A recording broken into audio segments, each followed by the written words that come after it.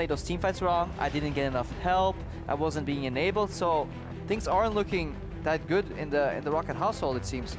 So let's see what they decide to fix this week. Early bans and junglers. Nidalee is out, Rek'Sai is out, Quinn Gangplank. Kog'Maw still open and available. Old school champion as well if Tabs wants to risk it. So is Lucian, somebody that we've seen still remain incredibly relevant. But what do ROCCAT and Splyce prefer on 6.3? I mean, Tabs feels to me like he would love the Kog'Maw. He would love to play like a Kog'Maw-oriented composition, and that would put Betsy more in his Gambit shoes, where he has to play utility mid laner. Lulu is available, so by all means, ROCCAT could go for that style, and it could work against Splyce, who are relatively hesitant in the mid game. All they need to do is put Freddy on a champion that survives against Wunderwear, and suddenly we may have a stylistic mismatch that may work. If you pick one, Kog'Maw, does the other team get Lulu? We may find that answer out shortly. Splyce, not you have really. To, kind of. Lulu's not really a champion they play. Once on Senkux, and it was a loss. So it's tough. Yeah, it kind of makes the Kog'Maw pick worth it, because either you get the Lulu later, or you put Senkux, the hard carry from Splyce, on the utility champion. If you look at some of their stats, only in 10% of the kills that Splyce have, Senkux was not involved. So he's in 90% of their kills. Okay, this is excluding last week, the second game, so maybe that has changed a little bit, but up to the first 9 games, 10% of kills, that's the only thing that Senkux was not involved in. He has his hand in every single kill almost. Putting him on a utility champion would obviously kind of defy the purpose. Yeah, win-win for ROCCAT either way. Splyce decided not to go for the Lulu, so now we're expecting that. I mean, they can go for it later. If they haven't revealed it here, the same still applies. Senkux will lose his counter pick in mid lane, which he kind of likes, and he will be put on utility. So ROCCAT doesn't have to pick it up right here. I wouldn't say win-win just yet, because they are playing into a Kalistar lane, which is incredibly strong 2v2, and it only takes one misstep from Kog'Maw to get absolutely snowballed upon. And we'll see who his lane support will be. Tank for most likely Freddy in the top lane. A lot of solo queue or dynamic queue has been running Braum Kog'Maw, just additional appeal to keep him alive. Basically saying, we can't keep you out of harm's way. We could try with Janna, but we just assume that you will get caught, then we'll just eat the projectiles instead. Okay. It's a different approach to protect the Kog, yeah, right? Protect the Kog'Maw. It's just kind of babysit, you know? Like, take away as many knives and sharp objects as you can from the baby. Hopefully he grows up to be a strong, beautiful, elegant man one day and kill everyone. That got Metaphors. Yeah. That got real dark real quick. Let's ROCCAT. see if Extinct decides that. Looking at his champion pool, 3 games played on Braum. It is his most played. Then Alistar and Poppy. Poppy's still available as well if you wanted to go that route. Ooh. Trashy. Jungle Rumble? He can play it. Oh. But he could only do well against it against a very mediocre Creponivia mid. So he did camp my lane a lot when he played it. To a decent effect. Rumble Jungle, interesting pick. We'll get into that once it actually ever gets picked. Yeah. We'll leave that to the Fischio later on. Seen it over in LCK. I would like to see it back, because Rumble's one of my favorite champions. But for Splyce, got themselves good hard engage with Lissandra. You've got Elise in the jungle, Trashy in the bot lane, so they're leaving that counter pick for most likely Senkux, unless they want to put that Lissandra up top. I wonder if ROCCAT are going for Janna here, because they're going for the tank Gragas in the jungle. No, they want more damage. See, I think this makes more sense, getting an extra damage component, because otherwise you're playing triple tanks like disengage. And yes, you can keep people alive, but against the likes of Lissandra Elise diving in, you may have too little damage to win the fight if Kog'Maw does get caught or maybe gets exhausted. So this is an interesting variation too that I do like. The Soraka? Yeah, the Soraka plus tanks. Why do we like the Soraka? It's annoying to play against. If you want to tilt your opponent, you just... Have you seen Adrian when he plays Soraka? It's like, yeah, I got him. No. Heals. Depends on Extinct's positioning though. Really hard champion to play well. It's easy to abuse, but if you know the way to punish it, that makes it a very, very skill-heavy matchup. Because generally, you want to kill the Soraka first, but if she positions well, you're eating so much damage from the rest of the team that it kind of becomes not worth. So you then rely to killing the team first, but then Soraka heals them, and then you just kind of start pulling out your hair, and you're like, what the hell are we doing here, guys? Well, if Splyce were ever going to get tested in finding the right way to engage, they've got the option to throw in Lissandra and Alistar, Yeah. Then Elise can jump forward. You leave Kalista exposed. They have to get through Malphite and Gragas. Well, they can all fly over it. You know, you have Fate Skull and Kalista. It's like if there's a filter in the game with Engage, Splyce just picked 5 champions out of it. Every single champion has some meaningful CC that will be incredibly hard for Tabs to play around. A flying Alistar flying in, then has a Q flash to follow up. You have Nautilus who can just ulti, point and click. Senkux can flank in. Kalbi can flash a Q. I mean, Tabs, he may get heals, but he will just get one shot insta. So Splyce have all the tools they need to catch out ROCCAT, but they also have to have the vision, the positioning, and the decision making to make that work. Because if they're going one by one or miss time when to go in, there's a lot of damage on ROCCAT's side too. And obviously you can get some fights like we saw last game where Origin, yeah, they lose their 80 carries, but suddenly all bits of gunpowder that have been used up, and you have Soraka alive with maybe 2 more tanks, and suddenly you start regretting your life choices. Assuming extinct positions correctly against all of this engage and all of this damage. It's so hard though, playing Soraka Kog'Maw into Alistar Kalista. It's a very fascinating lane. I hope we see it. Maybe just to me. Well, I hope we see it and we can break down the mechanics, but we're about to see the team comps once again. Reminder that this is 6.3, hence the fact that Kog'Maw was first picked by ROCCAT. They're putting their eggs in the Tabs basket. And Tabs spoke very, very strongly in that pregame video. We have to beat Splyce if we want to climb up to 7th, 8th, 9th, because they're currently sitting in 10th. Yeah, and it'll be very interesting to keep some of these item power spikes in mind and more like power troughs. Because Kog'Maw obviously wants to go for Ginsu's Rageblade first. But then the recipe cost of that item is over 1,000 gold. And then suddenly you're in a really awkward position. So maybe, just maybe, we'll see a lane swap come out here from ROCCAT to just kind of snowball that early game, get to the item quicker. You can see the flags lit up. Cats or snakes? Who has your favorite? I mean, cat, is that more of a... Cougar? Yeah, Puma? Puma? Is it a puma? A leopard? I mean, to call it cat is to call like a Chihuahua a dog. For anybody that's watched Red vs. Blue, is it a puma or a warthog? See how many of you catch that one. Well, hashtag ROCCWin, hashtag SPYWin. Both of these teams struggling at the bottom of the table. Both of these teams being eyed out by challenger squads. Because unless something drastic happens, going into that promotion relegation. Lane swap shenanigans, I'm looking at it. Yeah, this Splyce is have already gone up top. Yeah, so this is a predictive lane swap. Obviously, they don't want to swap out of the matchup, but they're just hoping that when they rush there, and they have... Is Nautilus in full sight? Oh yeah, he's doing the... Oh guys, I'm definitely going top lane move. Standing on top of a ward. Oh, you guys saw me? Really? So, Tabs... We're getting close to Oscar season. Yep, this is like... it's a little bit too easy. Like, this works, but come on. It's a bit too much. At least walk away. And then now, they want to stop the Grump. Obviously, Soraka lanes never want to do Krugs, so they will find out what this laning situation is when they want to stop the Grump here. They haven't seen any wards being put down. So it's a correct move, because either way they win out. Because AD carries always take the first hits on Grump. So they would either poke Kobbe and then hope to out-sustain the lane. Because the lane is definitely manageable, but Splyce think there was a swap. There's no swap. Send in this Beth though to find information. Alright, so no swap. The Oscar award for I'm going top may be awarded or discussed to Underwear.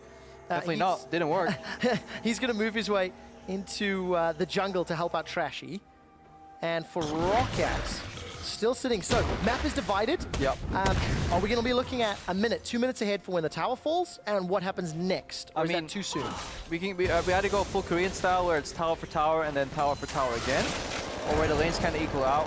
Betsy with some really good early trading though, because he knows both junglers are locked into double jungling. Got some really strong trades there. And last week we talked about the jungle gravity and just how much time Airwax spends with Betsy. Now, those statistics were based around non-lane swap games. But even in lane swaps, it's as high as 24%, I think. That's what Spelby told me, so it's an absurd amount of time. You can see on the minimap, Airwax crossing. Now, of course, this is because he's cleared out his quadrant of the jungle. Trashy doing similar on screen. And the tower game is on, PvE. Take note, Betsy's running Flash Cleanse into that Lissandra, into the Elise, and Senkux has got a teleport. So some map plays more available for Splyce. I wonder, the cheeky split push mechanics here, using the ROCCAT to keep creeps alive. So this means Splyce are getting raced to their are gonna race to enemy tier 2. Oh no, ROCCAT is rather. They kept the creeps alive by spamming the siege creep. Never mind. ROCCAT have no clue what they're doing. So ROCCAT was healing the creeps, but then they failed the bounce. Now the wave is pushing. So yeah, very interesting decision making right here. If you just look at the bot lane, there was no freeze on the side of Freddy. So now he's desperately trying to push out. But he can't really do that because the enemy bot lane is coming. So he could have had this wave bounce and just be in a way better position. How does this affect the tempo then for ROCCAT? With the wave not bouncing in their favor, does this offer more opportunity for Splyce? Yeah, obviously, because that's the preferred gameplay. Unless you really want to push it to tier 2, you never want to kind of leave the wave like that, because whoever meets that wave just gets way safer farm.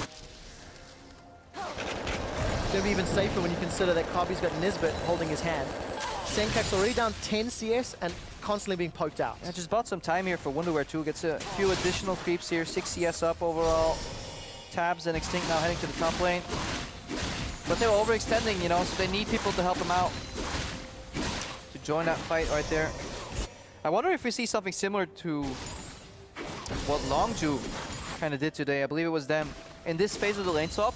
So it was mirror versus mirror, both towers up. Instead of them basing, they camped.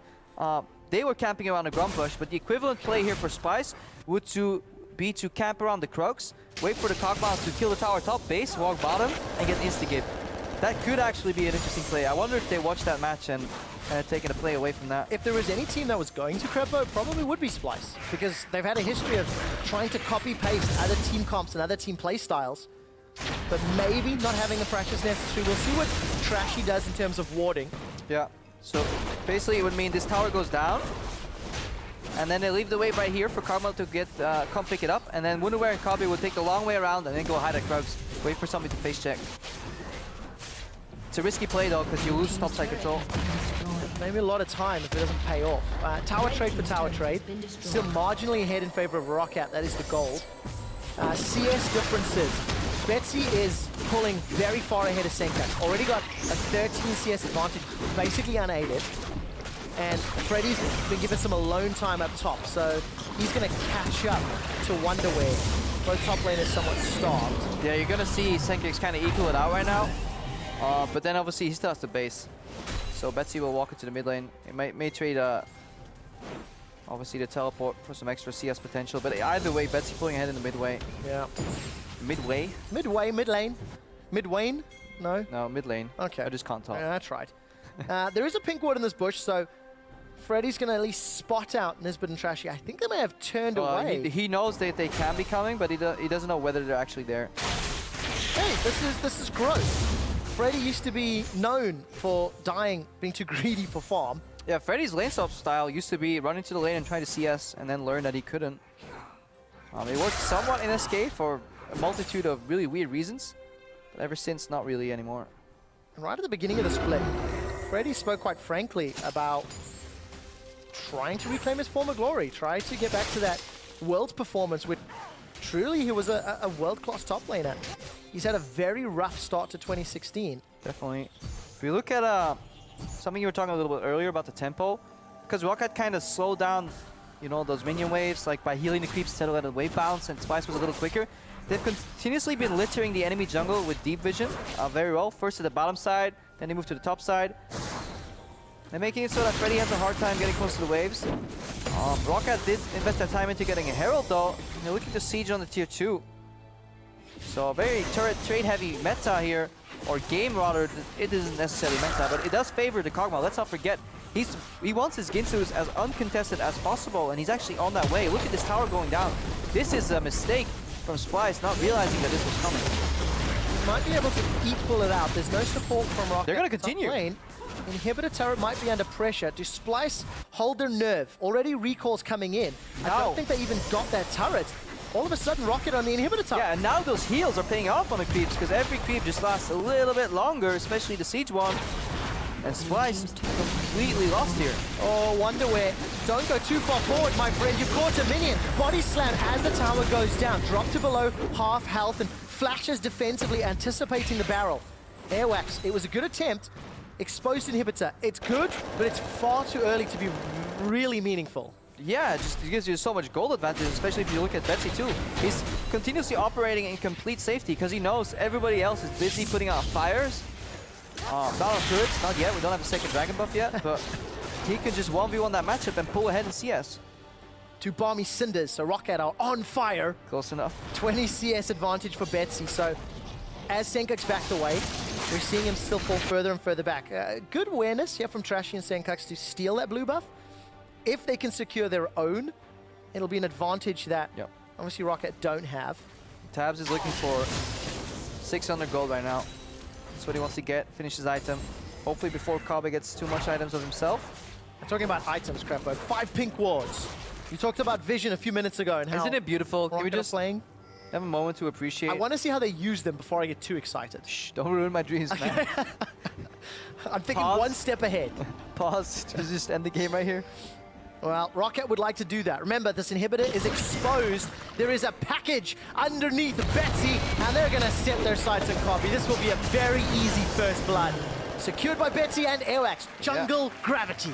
Crouching Tiger, flying Betsy, flies in, finishes the kill. I mean, the lane can't get longer at this point in the game. 3 towers down on one side, 1 on the other, and Kabe and Nisbeth completely path in blind, and they just get picked off. So far, Splyce have shown no prediction of enemy movement whatsoever. They were late to defending their inhibitor tower before 10 minutes. That's something I planned on saying today. Then they moved into an enemy lane blind, and they didn't predict a Corki package rotation into a pickoff. Some very standard plays on this patch. Props, obviously, to ROCCAT for pulling it off. Really good early game so far, but that's what we're used to them. Yeah. They have been playing fantastic early games so far in this season. Yeah, to put a number to that, now average lead is not a great stack, because you can be ahead, you can be behind, and fix it. But traditionally, ROCCAT have got an average gold lead of around 500 gold in 10 minutes. They've more than quadrupled that this game. Yep. And the problem for ROCCAT is once you get out of that laning phase, they tend to get a little lost. We'll expand on that idea shortly as ROCCAT secure the first dragon. Trashy is left in the river. Support's coming around from the backside, and a teleport from Fred is in from behind. Trashy's in trouble. Unstoppable force a flash away from Kabe, but Trashy loses his life. Yeah, but a 4v5 contest, no teleport from Wunderwear into a Soraka composition. You will not kill a single soul. Perhaps Soraka. Wunderwear stuck in the top lane, getting CS again, side lane, and this is something we're used to seeing from Splyce. A lot of their resources go to Wunderwear in the side lane, but he can never translate it into damage because he's barely in the fights, and when he does, he kind of storms in and dies. So this is something wrong with Splyce. If you play such a heavy crowd control composition, you really need to like layer them, use them, make good use of the crowd control. Freddy with a good teleport here, enabling his team, playing a tank. He can be slightly behind, but he still knows his purpose. Yeah. As long as he gets somebody with that unstoppable force. Here's a replay of that. So at this point, Splyce is aggressively contesting this dragon. They know it's down, but they're still going for the fight. Wunderwear can TP at any given moment on Spiderlings, on that ward you see on your screen right here, on any creep whatsoever. He chooses not to, or Splyce choose not to use a teleport on him. Yet at the same time, they still go for a dragon contest. This is, yeah, just no synergy, no communication, and we have to point that out. We'll see if Splyce can recover. Wunderwear committing to the split push game somewhat. We'll work towards that ZZ Rot. We're seeing it gain some popularity. And ROCCAT with their 4-3 tower lead here have done a fantastic job getting Kog'Maw to the state where he wants to be. First item finished. Kinsey's Rage Blade. Obviously it stacks super quickly when Kog'Maw pops his W. And for people that don't know the item, obviously it deals bonus magic damage on hit. Well, Kog'Maw hits a lot and very often. And, on 6-3, got that attack speed from his Q, actually moved into the W as well. So Biocane a little bit more natural. And, you know, for ROCCAT, they equal Giants' losing streak of 9 games. They've got themselves off to a good start now. We could have said it, but we made a graphic for it. ROCCAT's on 9 game losing. In case you weren't listening to us. It drives it home. No, definitely so. 9 game losing streak in an 18 game split. Is tough. Is tough. That's 50% of the games, Crepo. I'm confident me that casters one. never do math on stream. Does that really count as math? I mean, technically, probably, but it's actually more embarrassing than anything else. But the problem for ROCCAT is the games that they have lost, many of those, have been after mistakes in the mid-game. Let's see if they Yeah. make any more. ROCCAT playing very intelligent. They're pushing top, maybe as a reply to Splyce pushing bottom. I mean, they are down teleport, so making trading moves is generally considered good if you're down a teleport. You could trade a teleport tower while you wait for your teleport to come up again. That's a fair trade because you used your teleport to get ahead earlier. This is a time where Splyce should use theirs to kind of nullify that lead you got earlier. But ROCCAT again, Rift Herald. Every time we see this, they've been continuously picking it up and just sieging with that Kog'Maw. Instinct is playing medic, PvE, with healing creeps, but fantastically so. Yep. Keeping the pushes alive, Crepo. It's allowed ROCCAT to get 5 towers to 4. I hope he doesn't get too attached to these minions though. It's like, I got you, Siege Creep, I'm gonna keep you alive, but eventually... I mean, if he gets Banner of Command... All creeps die. No, I used to love doing that as support. You get Baron buff eventually, don't know how, we'll leave that in the middle. Then you go Banner of Command, and you have an unkillable Siege Creep with maximum range. And Soraka. And Soraka. That's when you start naming your creeps. You get attached to them. Nobody on broadcast is brave enough to name those minions, because it's your responsibility. You are the Baron power minion namer. I just It'll want, come. I want Banner of Command. It will come soon, I'm sure. One way or the other. Blue buff is respawned in the Splyce jungle, and instantly Airwax goes to contest. That's 3 in a row that they've been able to secure. And we're seeing ROCCAT kind of make good use of what is considered the counterplay against heavy CC compositions. It's splitting them up. You always want them to be as far as apart from each other because they kind of enable each other once they're close in range. That's what Splyce is looking for right now. Teleport and Fate Skull into knock-up. It's over already. Extinct and Betsy are down. That was the double TP play Splyce were looking for, and this should open up a mid-turret 2. Yeah, a point made. Case in point, you know, they split them up very well, but then they forgot about teleport, and suddenly Splyce figure out that if they layer their CCs, they can do absolutely disgusting amounts of damage without any counterplay. Soraka and Betsy drop in the same frame. Well played by Splyce. And almost as if on point, Freddy gets pulled in by the depth charge, and the dredge line rather. But they manage to hold on to the inner turret. ROCCAT, they pull ahead, they make positive plays, they have deep vision, and then they forget about the potential double TP. But it's almost a price worth paying. 2 kills, tower maybe not. Let's watch this again. So teleport comes in, both TPs. Is it on the same ward? Yeah. It's actually super deceptive because they expect 1 TP and suddenly both of them are coming out and you don't know who jumps out first. So that is good play to both teleport on the same ward. However, teleports have been used, ultimates have been used, and the gold lead is still slightly in ROCCAT's favor. They now have a 5-minute window, or maybe 3.5, 4 by now if you're nitpicking, where Freddy has teleport enabled. A lot of flashes were potentially used. Actually, no. Splyce managed to maintain at least 4 flashes, but this is a window of opportunity for ROCCAT. Let's see if they can open it and reveal anything. This mid-outer turret's down to very, very low hit points, 200 to 300. Dragon's up as well. 6.3, Dragon number 2 will give you that dot damage over time on enemy turrets. If ROCCAT want to peel away, but I think the gold value of that outer turret is way more juicy.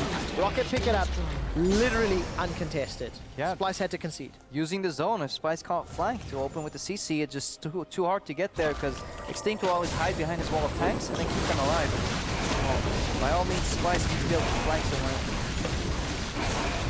It's going to be tough to do without those TPs. 50% of the cooldown's used, so 2.5 minutes before that one comes available again. And for ROCCAT, they're easing their Kog'Maw into this mid-game. 7,000 gold to the 6,600 Kobe. Yeah. Sitting on 1,200, getting closer to what I'm expecting to be the Hurricane. Yeah, if you're unfamiliar with the build, it's Ginsu's into Hurricane, and you just want to position him just at the edge of the fight. Make him do crazy amounts of AoE damage on hit on as many targets as you can. Continuously hitting and then backing off when W's on cooldown. That's something teams forget to play around, both offensively and defensively. Kog'Maw doesn't always have that W available. 7-second cooldown though. Oof. Right now. Does he actually have it? Let's see how long did it last? 0 points into Q. It has next on W. Yeah, he has it available every 7 seconds and it lasts 6 seconds. So, okay, new Kog'Maw. Pretty much have his Pretty whole, strong. It used to be the counterplay to Kog'Maw where, okay, W down, engage. So you now have a 1 second window where you want to do that. Luckily for Splyce, they've got so much CC that if they can get some of it to connect, it'll help. Freddy's building is his Europe portal as well, so we're going to see some well, potentially we're going to see some of these minion battles. I also want to talk about Extinct's itemization. Eye of the Oasis, as well as Lucidity Boots. Is that what you expect on a Soraka on 6-3? Yeah, it's the rushing medic. Her passive makes her move quicker to low health, you know, and then she wants to rush in. But I have to wait. Oh no, she actually didn't go for the finish one. Never mind. Yeah, you just want the gold generation item. You don't want spell thieves because it kind of invites you to get close, you know, to get the spot up. That's what Soraka doesn't want to do. So you just build items that you get free gold off. Usually we saw the rushing medic, but she went talisman, but he opts up for the equivalent of just ward bot. A safer approach again. Safer, smarter. Yeah. Better, stronger. That's what Extinct wants to do to help out Betsy and Tabs. Is that a new remix? Trinity Force. Safer, better, smarter. I was straining my memory and I just couldn't find it. So Trinity Force for Betsy. He's just been farming away. All of the pressure he earned on Senkux has somewhat been nullified by this open map. And Senkux playing wave clear. But now we're in this exciting battle, Crepo. 2 wet noodles and a void minion army. I mean, they kind of don't hit each other anymore. The wet noodle fight has kind of evolved into like a Pokemon battle. It's like, I choose you. you. I choose you, and then you again, and you again. Kind of evenly matched. So that's a snooze fest. The problem with that open map that you mentioned is that whenever ROCCAT moving closer, if they don't have perfect vision denial, Splyce can always teleport on some ward somewhere, maybe on a spiderling from Trashy, and they can find a way into the fight, rush in. Now that the automatic home guards will be enabled right now, suddenly ROCCAT will have to be very careful, and that's why we see more wards on Extinct too. Just want to get as much vision as you can, avoid fights. And that vision denial is going to become even more important to not make that mistake. You can see ROCCAT's visions all the way in the river. Once the champions start moving, 2 pink wards in the south river, there's 3 stealth wards in the north river. All of a sudden the ROCCAT may have a flank opportunity. Betsy's way too far away. Cocoon finds Airwax, he's got the disengage on the Flask, he's got Flash, he's got Body Slam. Holter's nerve actually, very confident in the face of a lot of potential engage. Yeah, even though Senkux is a very skirmish-heavy laner, where he usually runs Ignite, I like that he's bringing Teleport to the table, because it allows him to soak side lane farm. An issue he generally has on the Splyce roster is where he doesn't take up any farm, less farm, in 15 to 30 minutes. Obviously, most of it going to Woundaware as beneficiary, and then the remaining 4-man lineup from Splyce grouping. By playing this 1-3-1 style with Teleport, Splyce is maximizing the farm on the map, and in addition to that, putting flying pressure on ROCCAT, so that's a really good choice of a summoner that has a very high impact on this game. Let's see if Senka can use it. He's had one very good TP gank. Well, there is a banner, not the banner we're looking for yet, but it still counts. And Freddy with that Sunfire cape changed on 6-3, help you push those minion waves out. Airwax ports out, pulverize into the cocoon, body slams down. Extinct has already used Wish. They've turned their attention onto Trashy. Trashy gets pinned against the wall temporarily as Betsy was able to arrive, but we're expecting a few more of those style fights, I feel. Malphite trying to kill a buff teeth creep is always hilarious because he can only use auto attacks, obviously. Yeah, Sunfire doesn't help. Nope. He does have a ZZ Rot though. He can bring in the power of the Void to help him out. Trevor, you talked about this earlier. ROCCAT, incredibly good early game. Slow in the mid game. I think we're seeing it again here. Just, is it hesitation? Is it respect? Is it lack of wards as a foundation? Could be all of these things and more, but ROCCAT just kind of even on gold again against Splyce. They do outscale with the Cogmaw. If he dies though, the remaining parts of the fight have plenty of damage to take each other down. We have to talk about the ZZ Rot placements, because now we get to judge them. Who uses their ZZ Rot better? Thank you, observers, for highlighting the exact point. And currently, ROCCAT pushing top. So vision, deep vision from Splyce into the jungle of ROCCAT, but it's in too deep at this point. They may as well be sub 41 because that vision doesn't allow you to teleport and then go for a fight because home guards wears off by the time you get to the lane. So Splyce have to deal with ROCCAT in their jungle right now. ROCCAT literate with wards. This is the Baron setup. So they can repeat this play, push top, push mid, hopefully bot eventually too, and then rotate to the Baron. They can make a play, but obviously Splyce is not letting that happen. They're counterplay here is to push all lanes and put some pressure. That's the cost of that deep vision, and it may very well be one tower in the mid lane. No, Splyce will sneak this mid tower, not yet. No minions, which means that additional armor is going to help out that inner turret. Support coming from the rest of ROCCAT, and Splyce are in retreat. Yep. Will get their hands on their first dragon of the game. Let's see. ROCCAT, the correct move for them would not be to rush to the Baron right now. As a panic play, it's like, oh, they're doing Dragon, go to Baron. No. You use the time they spend on Dragon to push out the bot lane. Then you group your forces while that's pushing to push out mid and top, and then you go for the Baron play. Well, good for ROCCAT. They've got a banner of command on Airwax. It's going to give them the opportunity to push a lane. A little bit AFK if they decide to back away. 2 teleports for Splyce are available. Yeah. And you can see that bottom wave will slowly start pushing towards the Splyce half of the map. So Crepo ROCCAT, in theory, following these steps one by one. Yeah. How does Splyce counter it? I mean, they try to right there. When your enemy is in the setup phase of a play, you try to like find their weak spot and try and engage. Splyce started with a flank there. They send Senkix mid. If Betsy went for one more wave push, perhaps, you know, we see the flank hard engage there on the Soraka. Yeah, we saw the mirror right there. I saw you laugh. It's like Malphite trying to deal with siege creep. Imagine if you're Senkix. Yeah, exactly. Wonder where he's going to look to kill this easy rot. Takes a while, by the way. I mean, he literally has a wet noodle. No, he literally has an axe. It's an anchor, isn't it? Is it? Maybe. Yeah, I just doubted. Like I said it so confidently. Well, no, you're right. I yield. It is a wet noodle. Senkix finally killed the banner empowered minion, and Crepo. Wet noodle's in trouble though. He is indeed. Dredgeline onto Airwax. 5 members will run him down. How long can he delay them? Not particularly. The rest of Splyce, they're going to push the middle lane. There's minions to work with. In a second, that was her Spiderlings. All right, Senkix is running mid, so they want to stop this Baron. They may need to teleport him over though. 30 seconds. Baron is going relatively quickly.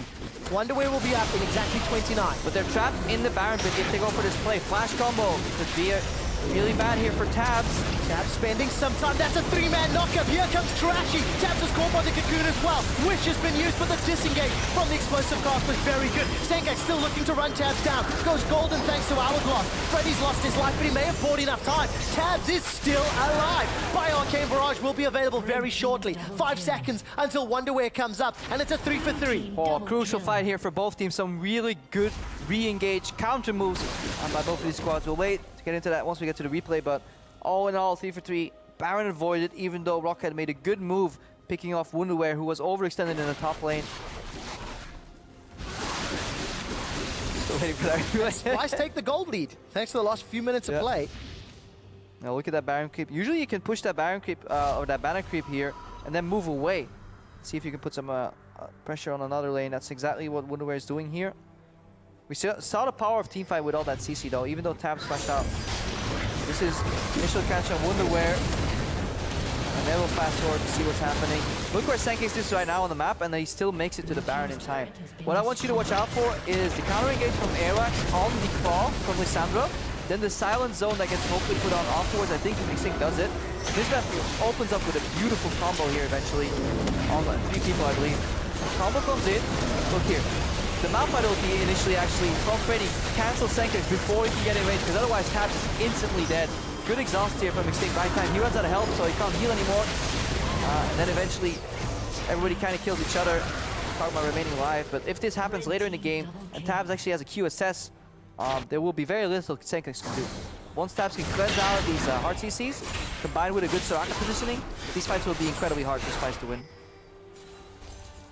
They need to be knockups at that point. Yeah. They have to be knock up into Fate's Call. Luckily there's enough of those. A lot of those, in fact, on both squads. And more banners being built as well. Nisbet's got his very own banner-empowered minion. Yeah, Tabs is actually not even going for the whole I'll get rid of your CC route. It's more of a come at me build. Going for Malva Mortius, later Sterex. Respect flash from Cobby. So he does survive, but now he's at risk of being caught out. Teleport's available for Freddy, as is Unstoppable Force. So Splyce cannot afford to push deep and run the risk of being caught by one of those knockouts. Yeah, they don't have to be split pushing though. They were kind of overdoing it, buying into ROCCAT's game. Their power lies in grouping, strength in numbers here. Bot lane is pushing in. Package has not been picked up yet. Betsy's basing for that. Vision control. And we're starting the Baron here, guys. Have been spotted. Let's take a look. Package will be collected by Betsy, which means he can zoom into the fight very quickly. And Splyce maybe realizing the threat. Don't want to run the risk of being caught by Gragas and Malphite in the pit. They back out to play it safe. So that accelerated tower game early has slowed down the mid game, and now we're hitting the later stages where playing the side lanes with these banner of commands and ZZ Rots and TPs. Yeah, it kind of becomes a game of chess where you suddenly have like 3 extra pieces to play with that you somehow have to fit all on the board. Got to make use of a lot of good banner timings. Make sure you're in base in time, know when a cannon wave spawns, know when to use it, because there's optimal timings for it, and there's times where it's kind of wasted. If you send your banner creep in to a massive wave, if you look at the wave that's amassing on the bot lane right now, it has a banner creep of ROCCAT. If Splyce use theirs, send it in, it'll still die, it'll be waste. So they need to wait for that wave to hit, then send the banner out themselves, and stack up a wave. Wonder where here getting rotated upon. Betsy's looking for a package, but it's expired, I believe, by now. He just used it to rotate into the jungle right there. So package is down. The ROCCAT have control of the Baron vision. So Splyce put a blue trinket on the Baron, and they're looking to push. And this is exactly what we were talking about. Yeah, sure, it's, you know, one creep on each side, but look at the massive wave supporting it. It's an essentially wasted banner of command creep. Yeah, we'll see how quickly ROCCAT's banner empowered minion will take it down. Teleports come out. It's Wonderwater's arriving first. Another great knockup from Nisbet. They found Tabs. Airwax will be the first victim. Tabs is trying to back away. Fate's Call knocks him out. He's frozen in place, and this will be a magnificent fight for Splyce. They haven't killed him yet. Tabs is still surviving. He's still firing. He's way more important than a turret, and Tabs survives everything. That has to be Extinct MVP though. That's when you guys, he's low and you switch target, and he just stands still and just whacks away. Runeounce, AoE, Ginster's Rage Blade, Hextrigger Puck, and so many heals from Soraka. And Splyce with a beautiful flank, but you gotta finish him off. Until you hear his corpse exploding, that's when you switch targets, never earlier. I was convinced he was taken out, but he just survived through everything. And this is one of those picks. If you're not experienced in playing against Soraka, you will make these mistakes. If you happen to scrim Adrian every week, you will not make these mistakes because you will have learned the hard way. You always finish your play, and you always finish your targets against Soraka. Let's do it again. This bet goes in. Few flashing tabs, good. Wonderware did not have home guards here. Look, he's sending in the knock-up on the tabs. Sankux layers that with his ultimate. At this point, just staying alive. Look at Extinct, just healing, healing, healing. Until he dies himself. Tabs. Putting on a clinic. Support of his medic. Shift right click. But it works. You get a hit, you get a hit. Everybody gets a hit. And at this point, if you don't take out Extinct first.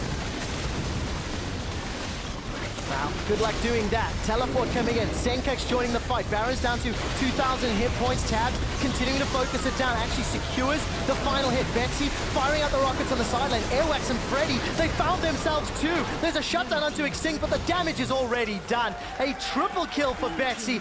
A double kill for Tabs. It may even be the game. Yeah, Splyce move in with all their CC, but they just can't get anybody killed, and only Extincts end up dying. Confident play there from ROCCAT to finish it out. Just as they're making their way to the Nexus turret, the ZZ Rod, despite being disabled and live, it is a very intentional placement that causes the bug. That's why we're seeing it here in the tournament round. Crepo will touch on the game in a second. For now, ROCCAT walk into the base uncontested and break their 9-game losing streak.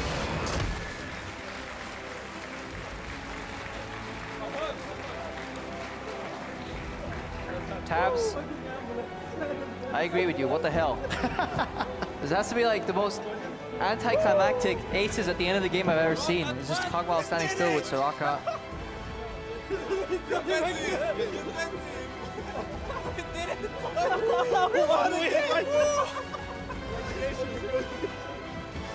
Still counts, Crepo. Oh, it still counts. No, I love it when a Soraka comp works. I think there's a certain amount of disgust to it that I take joy in.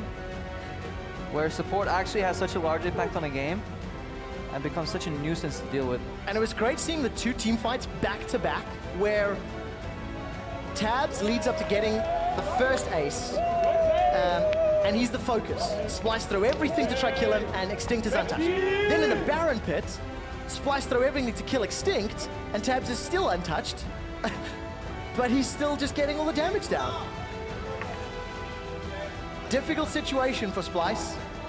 Yeah, the beauty of that is that if you time your wish well, with Extinct, it's a dangerous game, but basically you